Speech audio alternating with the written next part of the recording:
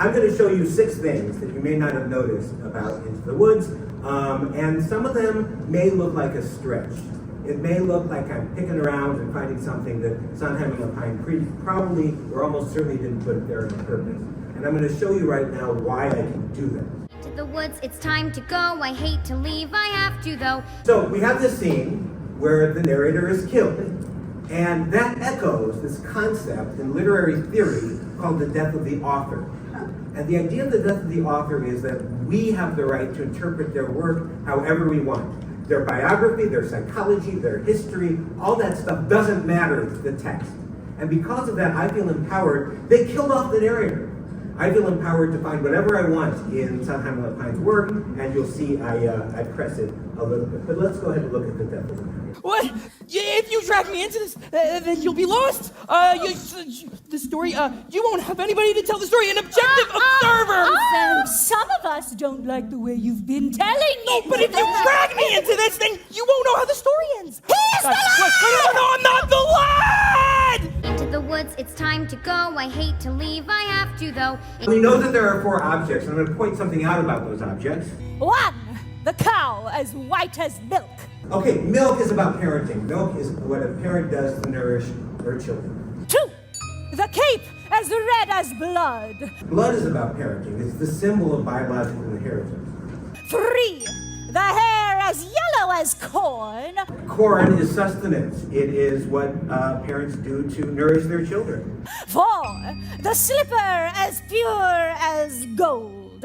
Money is necessary to pay for a family's expenses. So what they're doing is they're saying, parenting is a theme here, and these 4 objects are about what it is that you need to be good parents. So I think that's important. Into the woods, it's time to go. I hate to leave, I have to though.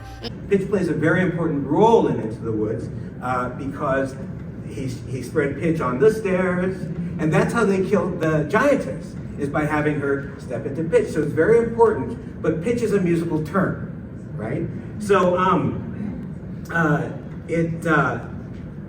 it's interesting that Cinderella, who's the one who both with the giantess and with the stairs is the one involved with pitch, her song on the steps of the palace has a fairly narrow range. It's maybe an octave and a half, right? So there's not a lot of pitch in her song, which is funny because she sings. His charm for a prince, I guess. Yes?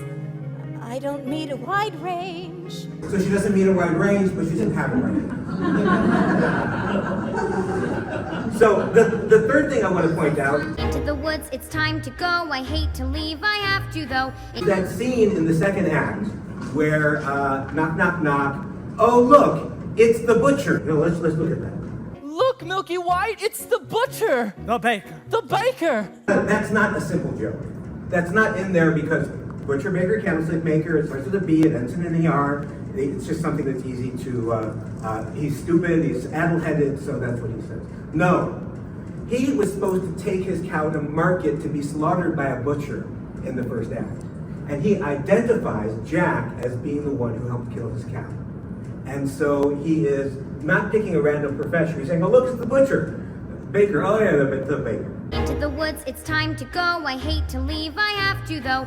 Okay, so this is easy to miss. That in Agony, in the reprise of Agony, the 2 princes are arguing over how you pluralize the word dwarf. And in case you don't know, if it's Lord of the Rings, it's dwarves, but everything else, it's dwarfs. So watch what they do. It's no sicker than your thing with dwarves. Dwarves! Dwarves! Dwarves are very upsetting. It so happens that it's Rapunzel's prince who gets it right.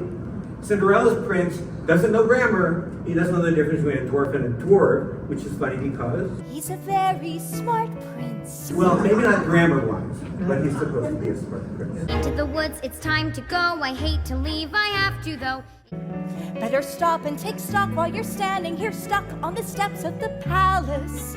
Steps are pretty important with Cinderella. She's stuck on the steps of the palace. That's her big song. But she also has a stepmother. She has 2 stepsisters. And a step is the difference in pitch between one note and the next. And we talked about her in pitch. So all this stuff, again, Death of the Author, I can find it in there even if Sondheim and Lapine didn't put it in there. But I think some of them they definitely did. So I love Into the Woods, and I was really happy to share that with you. So thank you. So yeah, I pretty much spend my life thinking about Stephen Sondheim. I'm very fortunate that I can do that. And I don't know about you, but especially since his passing, I have had a wish that I knew Sondheim as a person better. Does that resonate with anybody? Yeah. And now it's too late, right? If I ever had any hope that I was going to meet Mr. Sondheim, other than through the lovely correspondence that I've had with him, it's over. So I am looking to get to know him through his work. And that's a challenge, because Sondheim said over and over again, don't look to know me through my work. This is not autobiographical work. I'm not even writing these characters. I'm writing songs for characters that were created by librettists. So don't do that. But Sunday in the Park with George does offer us a bit of an opportunity to, if not know who Sondheim was as a human being, to know how he worked through the creation of Sunday in the Park with George, and in particular through the character of George, who after all was also a creator. So George, of course, the title of this show is George Seurat, the pointillist painter. And there's two examples that I can think of about how Sondheim put his working method into George's working method, and that's what I want to share with you now. As we know, George is working on his great masterpiece, right? A Sunday Afternoon on the Isle of the Grand Jatte. And here's what Sondheim had to say about this. So when I'm writing the song Finishing the Hat, half of it is writing what I, Steve, feel, and the other is what Seurat feels. And I'm aware of both going on at the same time. I'm able to get into Seurat's head because there's a part of me that knows something about this. I think all writers get attracted to stories that resonate in them. And the song in particular, Finishing the Hat, did seem to resonate. In a 2011 interview, Sondheim recalled that he once wrote a party game for his friend, the actress Phyllis Newman. She was out on the road with a show that was failing. She was depressed. He said, you know, when you come back to Manhattan, I'm going to throw a party for you, and I'm going to create this game for you. So this is what he said about this that reminds me of George Seurat's process. About 7 o'clock in the evening one evening, I just sat down with a yellow pad and a pencil and started to invent a kind of murder mystery game. And the next thing I knew, I looked up from the pad and the sun had come up. And I had been there for well over 8 hours, completely unaware of time passing. Those of us who are creative people may, psychologists call it the flow state, but the idea that you're so wrapped up in what you're doing that perhaps time goes by, and in George's case, of course, perhaps relationships go by, which Sondheim said, that's not me. I never sacrificed my personal life for the art of creation. For those of us who know, he didn't have much of a personal life in the first 60 years of his life, but nevertheless. Sunday in the Park with George, though, gives us another little hint at Sondheim's creative process. As we watch George sketch the characters in the park that's going to eventually inhabit his great work.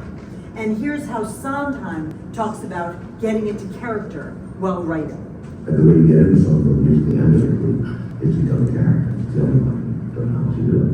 Unless you're the playwright who created the character in the first place. But I'm always writing for characters that somebody else has created. I've said, and it's probably an exaggeration, but not much, that by the time I get through writing the score, I know the book better than the book writer does. Because I examine every word and question the book writer on every word. Why does she say this? Why doesn't she say that? And that's getting to know the character. And then writing the song is acting.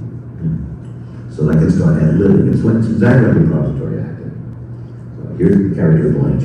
We're hiring you to play Blanche. Okay, just veer from the tennis lead the script and just start ad-libbing as Blanche. If you're thoroughly in the character, you can do it. You may not have the poetry he has, but everything you say will be in the character of Blanche. That's what I do. I take off from what the book writer has written, and sometimes using a line of his as a springboard and ad-lib and improvise as that character. Anybody remember a little section from Sunday in the Park with George that might relate to this improvisatory creative process? I just love that Sondheim takes his own, perhaps idiosyncratic method of creating and puts it onto the painter George. Who knows how Seurat finished the hat? But now I think we know a little bit more about how Sondheim finished his. Thank you. Thank you, Gail. That was terrific. The Broadway Maven will be offering 4 online Sondheim classes this August. For more information, visit thebroadwaymaven.com. And here's my Stephen Sondheim playlist.